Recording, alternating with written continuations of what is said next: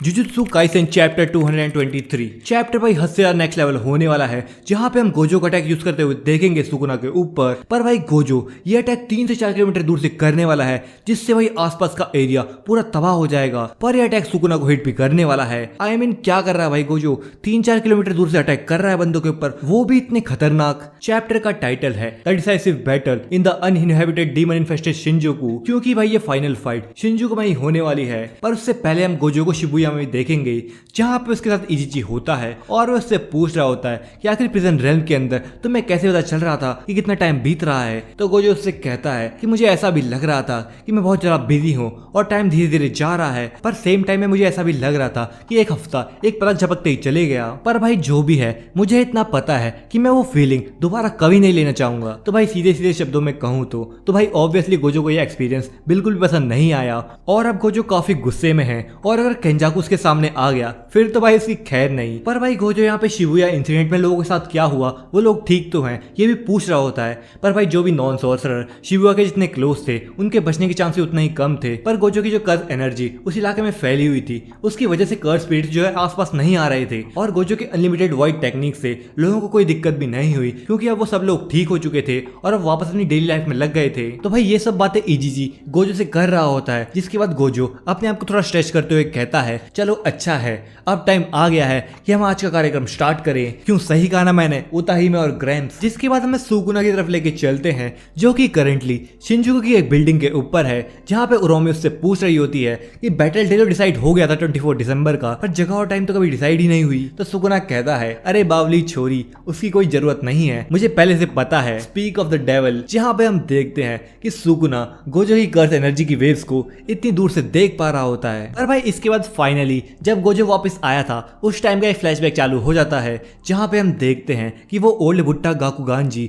Gojo से कह रहा होता है कि मैंने ही यागा को मारा था, यागा यानी कि प्रिंसिपल। तो गोजो कहता है अच्छा मैं समझ गया। तो भाई गोजो उसको वापस कोई रिप्लाई नहीं देता। तो भाई ये बुड्ढा यहाँ पे कह रहा होता है कि मैंने यागा को मार दिया, पर तुम लोग मेरे साथ कुछ भी नहीं कर रहे हो, ऐसा क्यों है। तो गोजो से रिप्लाई देते हुए कहता है इसके पीछे कोई खास वजह नहीं है, मुझे पता है कि तुम्हारा कैरेक्टर कैसा है, मुझे पता है कि तुम ऑर्डर्स फॉलो कर रहे होगे, और इसी की वजह से मुझे पता है कि मैं तुम्हारे ऊपर थोड़ा हद तक ट्रस्ट कर सकता हूँ। और वैसे भी इसमें मेरी ही गलती है, क्योंकि मैं सील हो गया था, क्योंकि अगर ऐसा नहीं होता तो उन लोगों की हिम्मत ही नहीं होती कि वो लोग तुम्हें ऑर्डर दे दें कि तुम यागा को मार सको। अच्छा ये सब छोड़ और मुझे ये बता कि क्या प्रिंसिपल ने कुछ लास्ट वर्ड्स कहे थे। तो भाई गाकुगान जी कहता है कि प्रिंसिपल ने मुझे बताया था कि जो पांडा है, यानी कि पांडे की तरह जो कर्स कॉप्स हैं, उनको किसी प्रोसेस की मदद से वापस से रेप्लिकेट किया जा सकता है। तो भाई ये सुन के गोजो हंसने लग जाता है और कहता है लगता है बूढ़े कुत्ते भी आजकल नई नई ट्रिक्स सीख सकते हैं। तो भाई गाकुगान जी कहता है इससे तुम्हारा क्या मतलब है। तो भाई गोजो कहता है अच्छा तुमने ये बात किसी और को तो नहीं बताई है ना, क्योंकि जो बात तुमने मुझे अभी बताई है,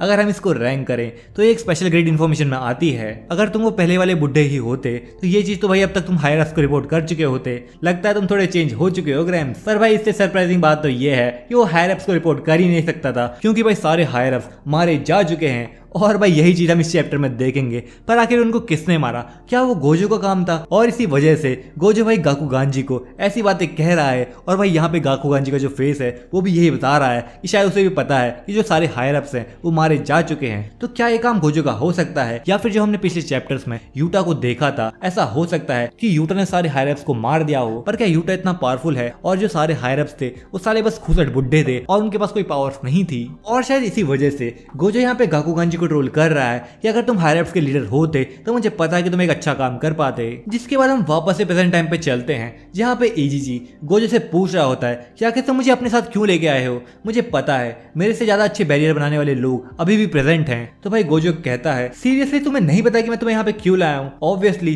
तुम वो बंदे हो जिसे मैं सबसे ज्यादा ट्रस्ट करता हूँ। तो भाई जैसे ही ये इजीजी सुनता है, वो सोचता है कि मैं एक ऐसा बंदा था जिसकी किसी को जरूरत नहीं थी, और मेरे पास कोई भी करेज नहीं है, और मैं बैटल छोड़ के कई बार भाग जाता हूँ। पर तब भी ये जो स्ट्रॉन्गेस्ट सॉर्सरर है, स्ट्रॉन्गेस्ट मैन है इस वर्ल्ड के अंदर, वो मुझसे कह रहा है कि वो मुझ पे ट्रस्ट करता है। अब ये सुन के तो भाई मैं उसका भरोसा नहीं तोड़ सकता, चाहे मेरी जान ही क्यों न चली जाए। जिसके बाद भाई हम उटाहिमे को देखते हैं, जो कि डांस कर रही होती है, जो कि एक तरीके का रिचुअल है ताकि उटाहिमे अपनी जो कर्स टेक्निक है उसको एक्टिवेट कर सके, जिसका नाम है सोलो प्रोहिबिशन जोन, जिसकी मदद से वो किसी भी सॉर्सरर की या अपने आप की खुद की कर्स टेक्निक के आउटपुट को या उनके आउटपुट रिजर्व को टेम्परेरी टेम्परेली इनहेंस कर सकती है। और भाई क्योंकि हमें पता है कि कर्स टेक्निक को एक्टिवेट करने के लिए कुछ हैंड साइंस और कुछ मंत्र पढ़ने पड़ते हैं जिससे कर्स टेक्निक एक्टिवेट हो पाती है। पर यहाँ पे हम उटाहिमे को इनकांटेशन के साथ साथ हैंड साइंस परफॉर्म करते हुए देखते हैं और वो डांस भी कर रही होती है, जहाँ पे अब गाकुगान जी अपने इंस्ट्रूमेंट से गाना भी बजा रहा होता है, जो कि एक तरीके से एक कंप्लीट एक्टिवेशन का काम करता है, जहाँ पे जो टेक्निक की एफिशिएंसी है वो काफी हद तक बढ़ जाती है। और यहाँ पे हम वही चीज देख रहे होते हैं कि जो उटाहिमे की कर्स टेक्निक की एफिशिएंसी है वो 120% पे आ गई है। पर भाई 120% गोजो के आगे तो भाई ये कुछ भी नहीं है, क्योंकि भाई यहाँ पे हम गोजो को देखेंगे कि वो अपनी कर्स टेक्निक की एफिशिएंसी 200% पे ले आता है, जहाँ पे अब हम देखते हैं कि गोजो 200% आउटपुट पे अपने हॉलो पर्पल टेक्निक को यूज करता है, जिससे भाई आसपास की सारी बिल्डिंग्स टूट जाती हैं और भाई इतना तगड़ा ब्लास्ट होता है। और ये ब्लास्ट 3 से 4 किलोमीटर दूर जाके सुकुना के सामने जाता है। पर भाई सुकुना को बिल्कुल पता नहीं चलता कि उसके सामने एक ब्लास्ट आ गया है या उसके ऊपर अटैक हो रहा है। और एंड मोमेंट पे सुकुना उस अटैक को रोकने की कोशिश करता है, जहां पे हम देखते हैं कि जो सुकुना की बिल्डिंग है वो टूट जाती है और सुकुना उस बिल्डिंग के रबल के नीचे धंस जाता है। जहां पे अब हम देखते हैं कि गोजो अपने 0.2 सेकंड टेलीपोर्टेशन को यूज करके सुकुना के पास आ गया है। और यहाँ पे हम सुकुना को मलबे से बाहर निकलता हुआ देखते हैं, जहाँ पे जो सुकुना का राइट हैंड है वो पूरी तरीके से तबाह हो गया है और उसको धीरे धीरे करके हील कर रहा होता है। और भाई अब फाइनली आमने सामने की बैटल चालू होने वाली है सुकुना वर्सेस गोजो की, जहाँ पे अब हम सुकुना वर्सेस गोजो का राउंड 2 देखेंगे।